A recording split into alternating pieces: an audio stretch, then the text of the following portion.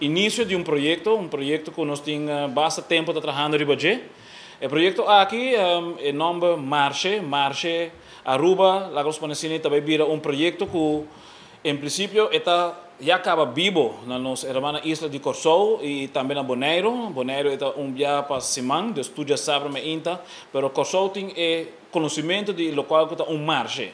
Marche é lugar que a gente pode ganhar tudo local que o mestre de para combustíveis, dus eigenlijk comida, dus ideia traz isso aqui, tá local que nós também iniciamos aqui como Fundação Rancho, dank na Centro de Atividade Rancho para nós para iniciar o projeto aqui dia 28 de novembro.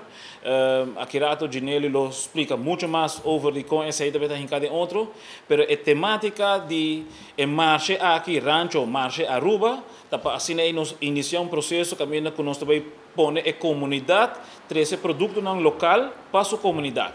É sistema que nós também cria para assim a dona a comunidade de pessoas do bairro de Rancho e também Aruba é a oportunidade de chegar a um mercado de margem que você ganha toda a oportunidade de comprar produto não fresco.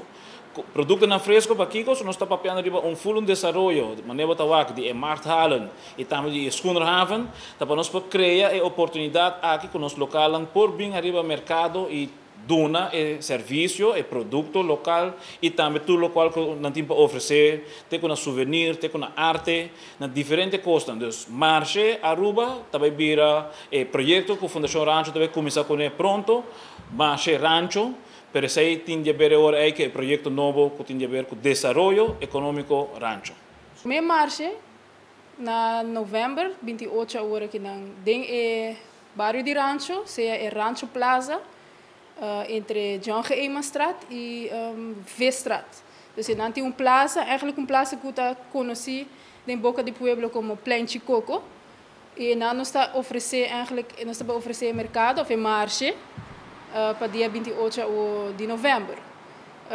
E marche aqui está início de projeto que nós queremos começar em outro ano, 2020, onde nós vai oferecer não somente marche para a comunidade de Rancho e Aruba em geral, mas nós queremos eigenlijk criar projeto educativo também para habitantes do bairro conectar com marche.